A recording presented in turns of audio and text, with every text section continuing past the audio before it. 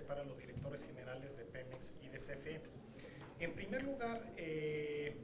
con respecto al comentario de la senadora de la Peña y también de la diputada Nale de si es que hubo alguna politización en cuanto a la evolución de los precios, creo que vale la pena enfatizar que en todo momento, desde que estuvimos platicando de las bandas a finales del año pasado, incluso a inicios de este año, siempre platicamos que era muy probable que observáramos una cierta estacionalidad, un cierto patrón estacional particular en el caso de los precios de las gasolinas, muy similar a lo que observamos en el caso de los Estados Unidos, de donde obviamente estamos tomando los precios de referencia. Entonces, eso a lo que nos llevaba era que a comentar que lo más probable era que observáramos precios más bajos al inicio del año, vinculado a precios estacionalmente más bajos por el invierno y la primavera, ya después que en el verano observáramos incrementos consistentes con la estacionalidad que observamos, porque en el verano tiende a utilizarse más el automóvil en los Estados Unidos durante las vacaciones de verano, y en ese sentido pues nosotros pensábamos que probablemente íbamos a estar observando un patrón en ese sentido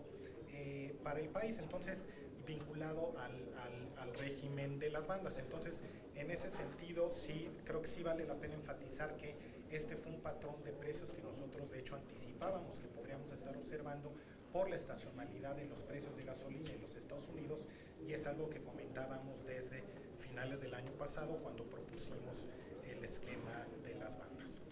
Con respecto a la pregunta de deducibilidad también de la senadora de la Peña, la deducibilidad en Pemex, y si eso está teniendo algún impacto sobre los precios de las gasolinas. El tema de la deducibilidad en Pemex, y es correcto, sí había un problema por una limitada deducibilidad en Pemex, pero donde ese problema de limitada deducibilidad aplicaba en el régimen fiscal de hidrocarburos y también de producción de gas, donde lo que se establecía era que como máximo Pemex podía estar deduciendo hasta X% del costo del hidrocarburo producido. ¿Cómo sucedió que bajó el precio de los hidrocarburos? Eso nos llevó a que bajara también ese límite de deducibilidad que no estaba reconociendo los costos quizás un poco más elevados de Pemex. Entonces, en ese sentido, la senadora tiene toda la razón. Existía un problema de deducibilidad, pero esa deducibilidad era un problema para el régimen fiscal de hidrocarburos. No tenía nada que ver con el tema de los combustibles. Ahora, justamente lo que se hace es que, como parte de las medidas para ayudarle a Pemex a resolver los problemas financieros que está teniendo durante este año, se toma la decisión de modificar justamente ese límite de deducibilidad. Entonces, para ello se saca un decreto desde hace un par de meses,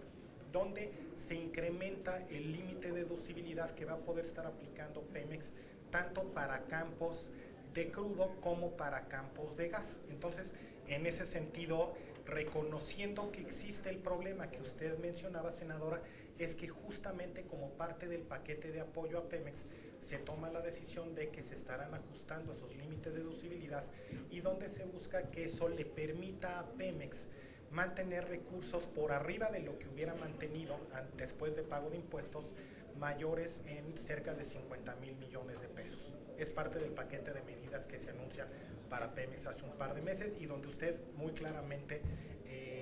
tiene razón en que definitivamente existía un problema desde el punto de vista de deducibilidad limitada que estaba apretando a Petróleos Mexicanos.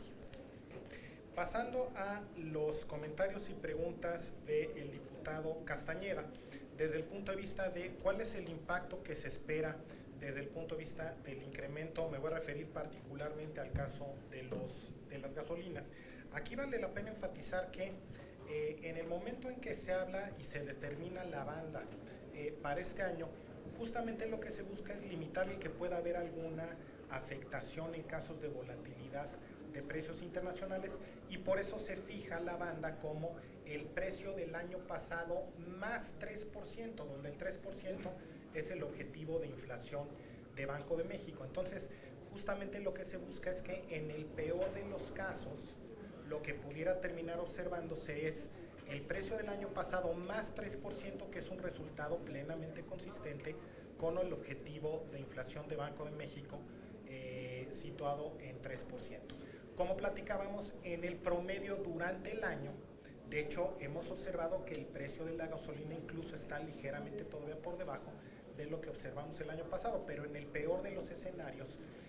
pudiéramos terminar en un escenario donde pues, los precios estuvieran 3% arriba de los precios del año pasado. Entonces, en ese sentido, con respecto al objetivo de inflación de Banco de México,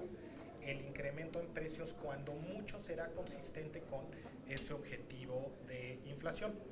Comentaba el tema de la banda y su inquietud sobre el proceso de liberalización de precios hacia adelante. Aquí obviamente es que se busca el que haya una secuencia cuidadosa que nos vaya permitiendo ir consolidando un entorno de competencia previo a la liberalización de los precios. Entonces, en ese sentido, por eso es que en 2015 se hace el primer cambio de un precio único a un precio máximo. Después, a partir del 1 de enero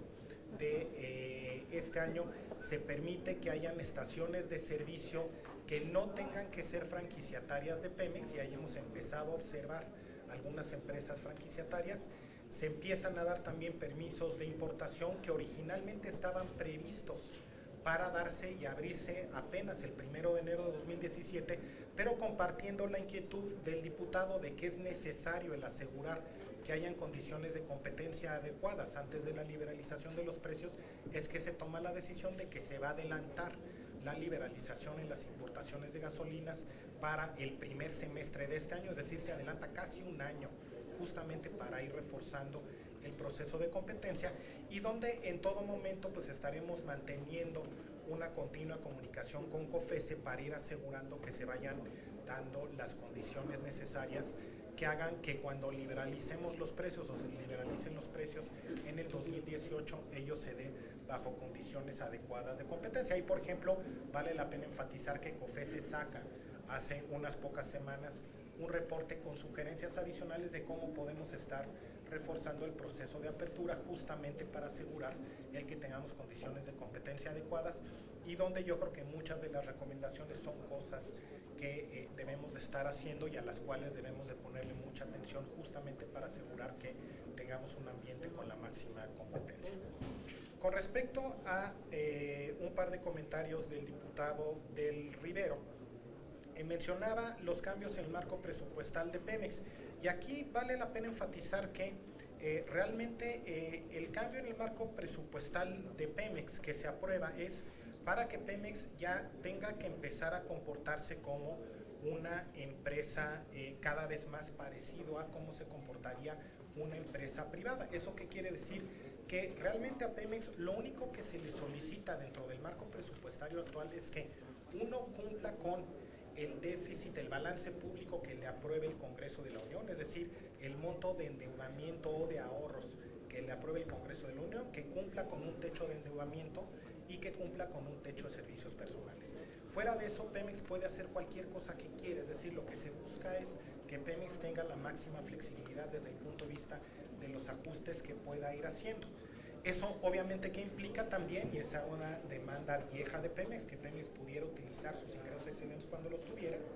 Eso se lo permite el marco presupuestario actual, donde obviamente si Pemex tuviera ingresos excedentes, siempre y cuando mantuviera el mismo balance que le apruebe el Congreso de la Unión, puede utilizar esos ingresos. Eso también que implica que si tiene faltantes, también Pemex tendrá que hacer los ajustes propios,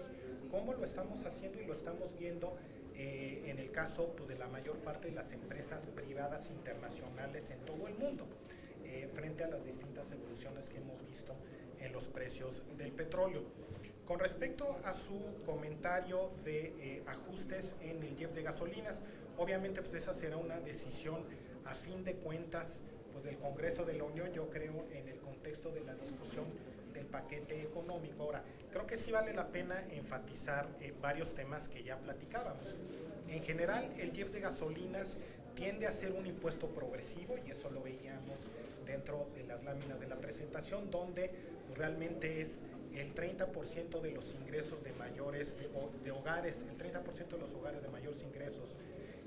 es el que realiza el 70% del gasto en los combustibles, es decir, los impuestos a los combustibles en general tienden a ser impuestos altamente progresivos, y obviamente por razones de contaminación, de congestión. Por ejemplo, en la cumbre de París el año pasado, para hablar de cambio climático, se habla de la importancia de los impuestos al carbono y de ponerle precios al carbono. Entonces, en ese sentido, como veíamos, la gran mayoría de los países establecen impuestos al carbono, y donde México también ha tenido y tiene sus impuestos a los combustibles, a pesar de lo cual, como veíamos, los precios de los combustibles en México se ubican por debajo del promedio internacional y por debajo de muchos de los otros países de la región, por no hablar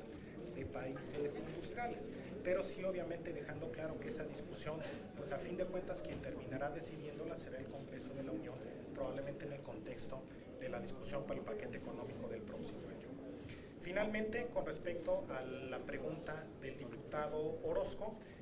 ya un poco lo anticipaba el director general de Pemex. En el mercado de gas LP, de hecho, vamos más adelantados en el proceso de transición y apertura que en algunos de los otros mercados. Porque en el mercado de gas LP, a diferencia de, por ejemplo, el mercado de combustibles, donde teníamos un monopolio público, en el mercado de gas LP ya teníamos cierta presencia y cierta inversión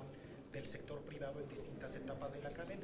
Entonces, eso que nos está permitiendo que de manera más rápida empecemos a observar competencia entre productores y comercializadores de lo que esperamos ver en los otros mercados. Obviamente esperamos que en los otros mercados vayamos observando, en la medida en que se vaya consolidando, mayor presencia de otros participantes, mayor inversión en toda la cadena, un poco lo que estamos viendo en el mercado de gas LP, donde en el mercado de gas LP, como ya mencionaba el director general de Pemex en su presentación, hemos estado observando descuentos ya con respecto al precio máximo. Hemos empezado a observar que algunas compañías empiezan a ofrecer descuentos de entre 1 y 2 pesos por kilo, es decir, disminuciones de entre 8 y 16% más o menos del precio máximo. Entonces, un poquito, ¿qué esperamos? Que obviamente una mayor competencia pues nos redunde en mejores condiciones de las que estaríamos observando de otra manera. Gracias. Muchísimas gracias, subsecretario. Ahora toca el turno del director general de Petróleos Mexicanos.